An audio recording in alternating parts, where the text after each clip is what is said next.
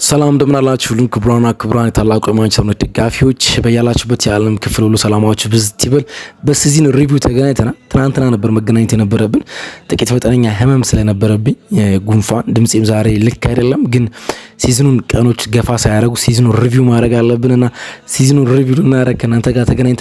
የአመቱ የማንቸስተር ዩናይትድ ጉዞ ምን ይመስል ነበር? ምን አቺቭ አደረግን? የሲዝኑ ምርጡ ጎል የትኛው ነው? ምርጡ ፐርፎርማንስስ፣ ምርጡ ተጫዋች ማን ነው? እሱ ቀላል ይመስለኛል እና ምርጡ ፐርፎርማንስ፣ ምርጡ ጨዋታ በሲዝኑ ውስጥ ኢምፕሩቭድ ያደረገው ተጫዋች ማን ነው? እንደዚህ አይነት ነገሮችን እየመለስን እየተነጋገርን እናንተ ጋር ቆይታ እናደርጋለን። በርካታ ጉዳዮችን አነሳለሁ ብዬ አስባለሁ።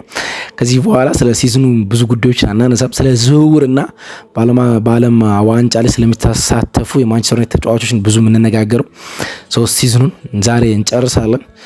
በርካታ ጉዳዮችን በሲዝኑ ውስጥ አንስተናል። እናም ያን ጉዳይ ያነሳን ከናንተ ጋር ቆይታ እናደርጋለን ማለት ነው። የሮይ ኪንና ትችትና የብሩኖ ፈርናንዴዝም ጉዳዮችን በጥቂቱም እንዳሰሳለን። ብቻ አብራችሁን ቆዩ። የምትገኙት በተወዳጁ ገጽ ማን ዩናይትድ ኢንፎ ላይ ነው። ሰብስክራይብ አድርጋችሁ ላይክ አድርጋችሁ አድምጡን። በፕሮግራሙ ዙሪያ ላይ የሚሰማችሁን ሀሳቦቻችሁን ጻፉልኝ። ስለ ድምጼ አብዝቼ ይቅርታ ጠይቃለሁ። ስለምታደምጡን ቆይታችሁን ከኛ ጋር ስለምታደርጉ ከልብ እናመሰግናለን።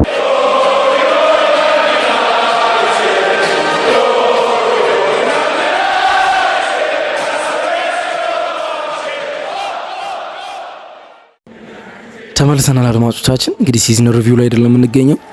የማንቸስተር ዩናይትድን የ2025/26 ሲዝን 2025 ለብቻ 2026 ለብቻ መመልከት በጣም አስፈላጊ ይመስለኛል። ወይም ደግሞ የቴሌግራፍ ጸሐፊው እንደሚናገረው ቢፎር ማይክል ካሪክ እና ዊዝ ማይክል ካሪክ ብሎ ለሁለት መክፈል በጣም ኢንተረስቲንግ ጉዳይ ይመስለኛል። ምክንያቱም ሁለት የተለያየ መልክ ስለነበረው ማለት ነው። እንግዲህ 2024/25 ባለፈው የውድድር ዓመት ሲዝን ማለት ነው በመጨረሻ 9 ጌሞች ውስጥ 6 ሽንፈቶችን አስተናግደን ነበረ።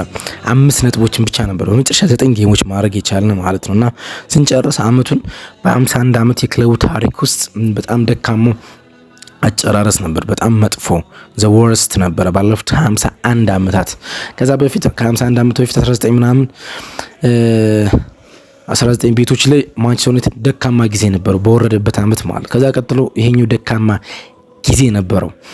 ከዛ በኋላ ይሄ ደካማ ሲዝን ካለቀ በኋላ በርካታ በተለይም ከፊት መስመር ዝውውሮች ከተፈጸሙ በኋላ የማቲያስ ኩኛ፣ የቤንጃሚን ሴስኮ፣ የብራያን ምቤሞ ወደ ክለቡ መምጣት ጀምሮ በብዙ ተስፋዎች ውድድር ዓመቱ ጀመረ። ደግሞ ከአንዳንድ መጥፎ ነገሮች ነው ከአውሮፓ ውድድሮች ውጭ ነው ሆነን የጀመረው። በኤሮፓ ሊግ በቶተንሃም ስፈር በመጨረሻ ሳምንት በመጨረሻ ጌም በዋንጫው ሽንፈት ደርሶብን ሲዝኑ ጀመረ። ሲዝኑ ሲጀምር ማንቸስተር ዩናይትድ በጣም በጥሩ ጨዋታ ነው የጀመረው ከአርሰናል ጋር። ኮንትሮቨርሻል የሆነ ሴት ፒስ ጎል ተቆጠረበት፣ ግን ደግሞ በጣም ድንቅ ፐርፎርማንስ ነበረው ማንቸስተር ዩናይትድ። በጣም ድንቅ ፐርፎርማንስ ነበረው።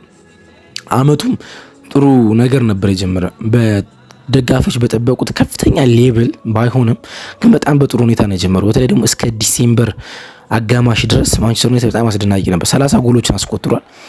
ከማንቸስተር ሲቲ በመቀጠል በ16 ጨዋታዎች ብዙ ጎል ያስቆጠረው ቡድን ነበር ማንቸስተር ዩናይትድ። ዝውውሮቹ እንደሰሩ የሚያሳይ ይመስለኛል። ግን የሚነሱ ጥያቄዎች ነበሩ። የታክቲካል ፍሌክሲቢሊቲ ከሮበን አሞሪም ጋር በአንዳንድ ተጫዋቾች ውስጥ አብዝቶ አለመጠቀም፣ ለምሳሌ ኮቢ ማይኑን፣ እንደዚህ የሚነሱ ጥያቄዎች ነበሩ። ከ10 ጨዋታ 1 ሽንፈት ብቻ ነበር ወደ መጨረሻ የደረሰብን ማለት ነው። ተከታታይ የሊግ ድሎችን ለመጀመሪያ ጊዜ በሮበን አሞሪም ማሳክተን ነበር። ግን አፍተር ክሪስማስ ከፈረንጆቹ ገና በኋላ ግን ስትራግሎች ጀመሩ። በደንብ የሚታዩ ስትራግሎች በቡድን ውስጥ መታየት ጀመሩ። ሁለት ነገሮች እዚህ ጋር መነሳት ይችላል። ሮበን አሞሪም በዛ ሰዓት እርግጥ እድለኛ አልነበረም። ስትራግሎች ሲጀምሩ ወደ አፍሪካ ዋንጫው አንዳንድ ተጫዋቾች ሂደው ነበር፣ አንዳንድ ተጫዋቾች ደግሞ ጉዳት ላይ ነበሩ እና ያ የሊድስ ጨዋታ መጣ። ከሊድስ ጨዋታ ጋር በደካማ ፐርፎርማንስ አንዳቻ ተለያየን። ከዛ በኋላ ከነበሩ 5 ጨዋታዎች 1 ብቻ አሸነፍነ። ስለዚህ የሮበን አሞሪም ስንብት መሆን ነበረበት። እናም ሆነ። ዳለን ፍሬቸር ቡድኑ ተረከበና 2 ጨዋታዎች አከናወነ። አንድ የፕሪሚየር ሊግ፣ አንድ የካራዋ ካፕ የሶስተኛ ዙር ጨዋታ ቲንክ ይመስለኛል። የካራዋ ካፕ የሁለተኛ ዙር ጨዋታ አከናወነ። ከዛ በኋላ የማይክል ካሪክ ኢንተሪም ኮች ሆኖ ወደ ማንቸስተር ዩናይትድ መምጣት ተሰማ።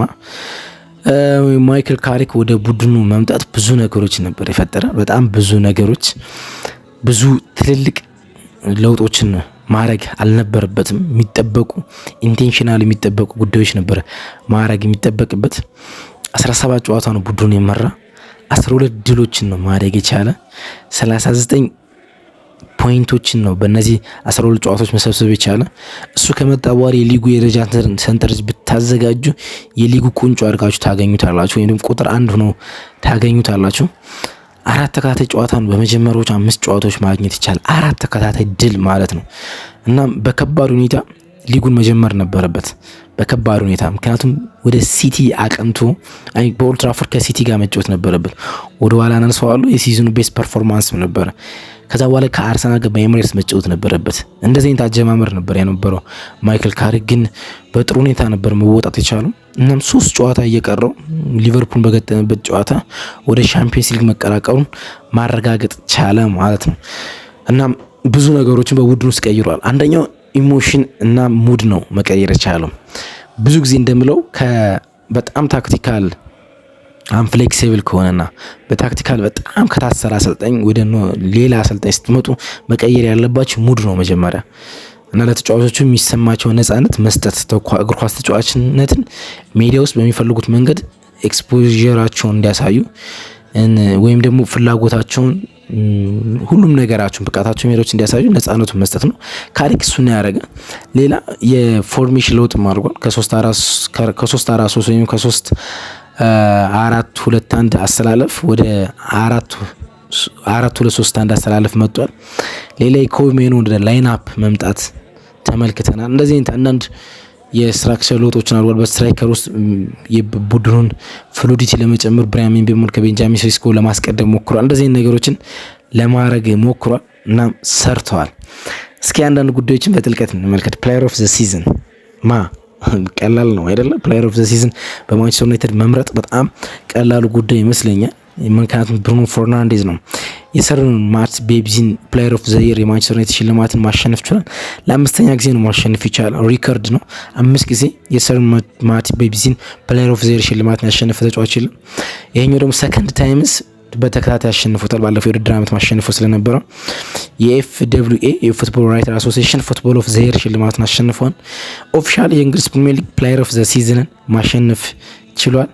የሚጠበቅ አንድ ሽልማት አለ። የፒኤፍኤ የአመቱ ምርጥ ሽልማት እሱ ይቀርዋል።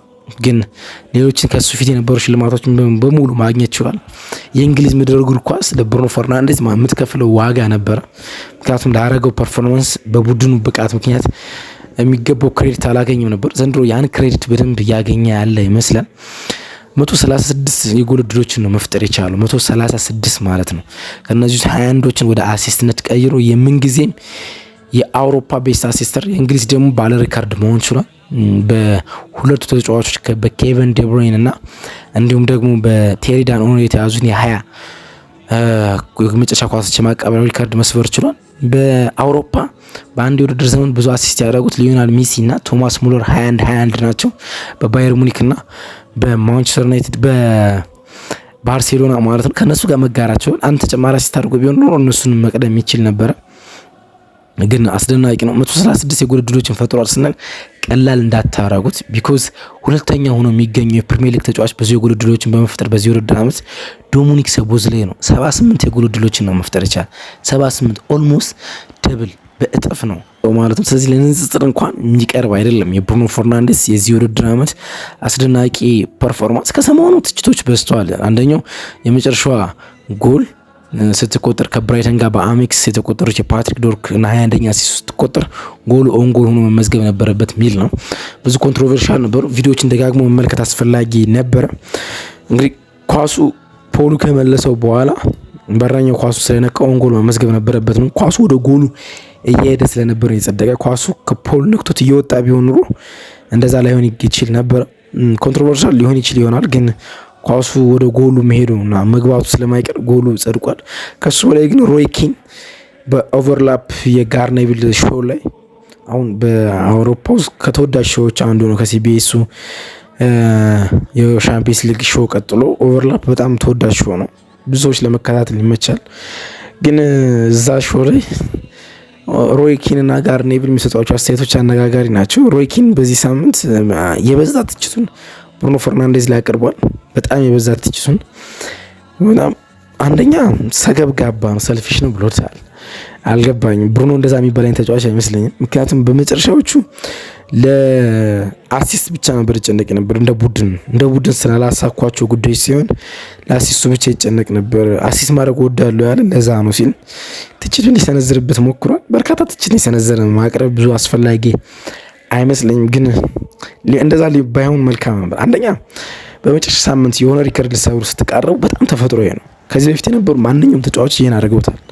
ሞሳላ ባለፈው ውድድር ዓመት 18 አሲስት ከደረሰ በኋላ 2 አሲስት እንዲያደርግ በአውሮፓ እግር ኳስ ውስጥ በጣም ይጠበቅ ነበረ። በየጨዋታው ውስጥ አሲስት ባለማድረጉና የሱን የመጨረሻ ኳሶች በሳቷቸው ተጫዋቾች ምክንያት ቅሬታ ሲቀርብ ሲንሰማ ነበር። ፋብሪጋስ፣ መስዑድ ኦዚል ሪከርዶችን ይሰብሯቸው እንደሆነ ሲጠበቁ ለአመታት ኑረናል እና ለሆነ ሪከርድ ስትቃረቡ ያን ነገር እንድታሳኩ መጠበቅ እናም ለዛ መጓጓት በጣም ተፈጥሯዊ ጉዳይ። እንኳን ብሩኖ ፈርናንዴስ ማንኛውም የማንቸስተር ዩናይትድ ደጋፊ ያን ነገር እንዲያሳካ ሲጠብቅ ነበርና በዚህ ያህል ልክ ለምን እንደዚህ እንደሆነ አላውቅም፣ ግን ብሩኖ ፈርናንዴስ ኖርማል እንደሆነ አልፎታል። ትችቶች ሁሉ እንደሚያሳድጉት ነው የገለጸ። እንለፈው።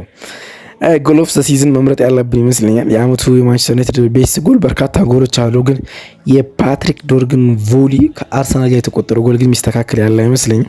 እናንተ ካለ ትነግሩኛላችሁ። ሶ ጎል ኦፍ ዘ ሲዝን የፓትሪክ ዶርግ ነበር። ፓትሪክ ዶርግ ከጉዳት ተመልሶ ጎሎች ማስቆጠር ቀጥሏል። ያ የግራ መስመር ተጫዋችነት የቀኝ መስመር ተጫዋችነት በደንብ የወደደው ይመስለኛል። ዋይድ ከማስፋት የሜዳን ቁመት ከማስፋት አንጻር በጣም ኮሪደሩን ታኮ የሚጫወት ተጫዋች ነው። ምክንያቱም ሌፍት ፉት ሌፍት ዊንግ ላይ ስላለ ማለት ነው። ሁልጊዜም እንደዛ ነው የሚሆነው። በተመሳሳይ እግራችሁ ውስጥ በተመሳሳይ መስመር ስትሰለፉ ዋይድ ታሰፋላችሁ። ለምሳሌ ብራያም ምቤሞና አማድ የሚጫወትበት ቦታ ራይት ዊንግ ሌፍት ፉት ናቸው፣ ግራግር ናቸው ግን በቀኝ መስመር። ስለዚህ ዋይዱን ከማስፋት ይልቅ ኢንቨርት አድርገው ወደ ውስጥ ይገባሉ። የጎሉን አንግል በቀጥታ እንዲያገኙ ይረዳቸዋል የሚጫወቱበት መስመር ማለት ነው። ግን በተቃራኒው እሱ በግራ እግሩ የግራ መስመር ላይ የሚጫወቱ እና የሚለውን ወርድ በጣም ያሰፋዋል። ግን ደግሞ በጎሎች የሚሳተፋል ፓትሪክ ዶርግ ማለት ነው። የማይክል ካሪክ የመጀመሪያ 3 ጨዋታዎች ውስጥ ምርጡ ተጫዋች ነበር። የመጀመሪያ 2 ጨዋታዎች ውስጥ ምርጡ ተጫዋች ነበር በዛ ሲቲ ጨዋታ። ከዛ በኋላ በኤሚሬትሱ ጉዳት እስኪገጥመው ድረስ ምርጥ ነበረ። ከጉዳት ከተመለሰ በኋላም ግን ከዛ ረዥም ጉዳት በኋላ ጎል ወደ ማስቆጠር በቀጥታ ነበር መመለስ የቻለውና ለፓትሪክ ዶርግ የኛው ቦታ የሚለምደው ይመስላልና እዛ ቦታ ላይ ይቆያል የሚል ስሜት እየተሰማኝ ይገኛል። ማንቸስተር ዩናይትድ ለሉክ ሾው ተጠባባቂ ሌላ የግራ መስመር ተጫዋች ያስፈርማል እንጂ ፓትሪክ ዶርግ ከዚህ በኋላ የግራ መስመር ተጫዋች ሆኖ ብዙ ላይ ጫወት የሚችልበት እድል ሰፊ ይመስለኛል። ፐርፎርማንስ ኦፍ ዘ ሲዝን ማንሳት ያለብን ይመስለኛል። የአመቱ ምርጡ ፐርፎርማንስ የትኛው ነው የሚለው ማለት ነው። ምንም ጥያቄ የለውም። በርቀት የአመቱ የማንቸስተር ዩናይትድ የዚህ ሲዝን ቤስቱ ፐርፎርማንስ ከሲቲ ጋር የነበረው የኦልድ ትራፎርድ ጨዋታ ይመስለኛል። የማይክል ካሪክ የመጀመሪያ ጨዋታ ማለት ነው። ሲቲን በሁሉም ነገር ነበር ዶሚናንስ ያደረግ ነው ማለት በሁሉም ነገር ማለት በጣም አስደናቂ ነበር ያን ጨዋታ የሄደበት መንገድ ማለት ነው። ደንበኛ የማንቸስተር ዩናይትድ ትሬንድ በነበረው ካውንተር አታክ ነበረ። ጌሙን መቆጣጠር በነበረበት ጊዜ ኮሜኑ ጌሙን በደንብ ነበር የተቆጣጠረው። ሁሉም ነገር የነበረው ፐርፎርማንስ እንደነበረ ማንሳት ይቻላል። ሳይን ኦፍ ዘ ሲዝን የአመቱ ምርጡ ፈራሚ ሴሌመንሰን ይመስለኛል። በጣም ድንቅ ነው። ሴሌመንሰን ለመምረጥ ቀላል አይደለም። ከ3ቱም የማንቸስተር ዩናይትድ አዲስ ፈራሚዎቹ የፊት መስመር ተጫዋቾቹ ከ10 በላይ ጎሎችን ነው ማስቆጠር የቻሉት። የሚገርም የውድድር ዘመን ያሳለፉት የሚገርም ግን የሴሌመንሰን አልተጠበቀ ነበር። ካንትሮፕ ነው የመጣ ማንም ሰው አያውቀውም። በማንቸስተር ዩናይትድ የዳታ ቤዝ መልመላ የመጣ ዝውውር ነው። ግን አንድሬ ኦናናና አልታይ ባይንዳ ውስጥ የነበረውን ትልቅ ክፍተት መሸፈን የቻለ ተጫዋች ነውና ማንቸስተር ዩናይትድ ኤሚ ማርቲኔዝን ይፈልግ ነበር፣ ግን ሴሌመንሰን አመጣው። አሁን ዴቪድ ዲያን የሚያስታውስ ተጫዋች ይመስላል። አንደኛ ካልም ነው፣ ብዙ ግርግርና ረብሻ አይፈጥርም ሜዳ ውስጥ እና የተከላካይ ስፍራ ተጫዋቾች እንዲረጋጉ ማድረግ ይቻላል። ሁለተኛ አንዳንድ በጣም ወሳኝ ሴቮች አሉት። ሳይን ኦፍ ዘ ሲዝን ሴሌመንሰን ሞስት ኢምፕሩቭድ ፕሌየር በጣም የተሻሻለ በአመቱ ምንም ጥያቄ የለውም። ሉክ ሾው ነው። በጣም ሰርፕራይዚንግ ጊር ነው ለሱ። በጣም ሰርፕራይዚንግ ጊር ነው። 38ቱንም ጨዋታዎች ነው ማድረግ የቻለ 38ቱንም ጨዋታዎች የጀመረ በርካታ ጨዋታ ያደረገ የማንቸስተር ዩናይትድ ተጫዋች ነው። በርካታ ጨዋታዎችን ካደረጉ የሊጉ ተጫዋቾች አንዱ ነው በደቂቃ እንኳን 2022-23 ሲዝን 2023-24 ሲዝን በድምር 19 ጨዋታዎች ብቻ ነበር ማድረግ የቻለ 19 ጨዋታ ብቻ ማለት በዚህ ውድድር ዓመት ግን 38 ጨዋታ ነው ማድረግ የቻለ የሚገርም ይመስለኛል። ለምሳሌ ሞስት አፒራንስ ብዙ ጨዋታ ያደረጉ የማንቸስተር ዩናይትድ ተጫዋቾች እሱ ቁጥር 1 ነው። ይሄ መስማት የሚገርም ነው ለሉክ ሾው። ብሩኖ 37 ጨዋታዎችን አድርጓል። ዳሎት 36 ጨዋታዎች አድርጓል። ማቲያስ ኩኛና ካስሜሮ 35 ጨዋታዎችን አድርጓል። ግን የሉክ ሾው የሚገርም ነው። ከእሱ አንጻር ማይጠበቅ ነበረ።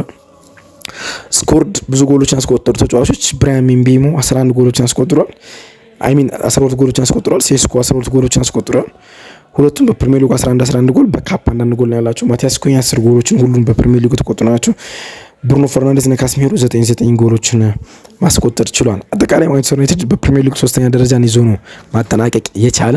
በካራባኦ ካፕ በ2ኛ ዙር ተሰናብቷል። በኤፍኤ ካፕ በ3ኛ ዙር ተሰናብቷል። ሲዝናችን እንዲህ ነው የነበረ።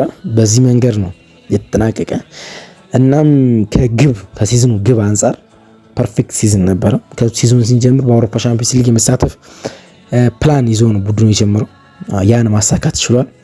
አሁን ወደ ዝውውርና ለሚቀጥለው የውድድር ዓመት በሰፋ ስኳድ ውስጥ መገኘት ከማይክል ካሪክ የሚጠበቀው ጉዳይ ነው። እናም ወደ ዓለም ዋንጫው የሚያቀሙ ተጫዋቾች ብሔራዊ ቡድናቸው መቀላቀል ችሏል። ማኑ ኡጋርቴ የመጀመሪያው ተጫዋች ነው። በዓለም ዋንጫ የብሔራዊ ቡድን ቆይታቸው ውስጥ የማንቸስተር ዩናይትድ ተጫዋች እንዴት ነው የሚያሳልፍ የሚሉትን ጉዳዮች ለሚቀጥሉት ጊዜያት እንመለከታለን። ከዛ በኋላ ግን ዝውውሮችን የሚወጡ ዜናዎችን ከዚህ ፔጅ ትሰማላችሁ። በጣም ግልጽ እንዲሁም ደግሞ በጣም ታማኝ መረጃዎችን ብቻ ወደ እናንተ ምናቀርብ ይሆናል ማለት ነው። ለዛሬ ድምጼ ከልብ ይቅርታ ጠይቃለሁ። ስላገኘኋችሁ በጣም ደስ ብሎኛል። ባይ ወዳችኋለሁ።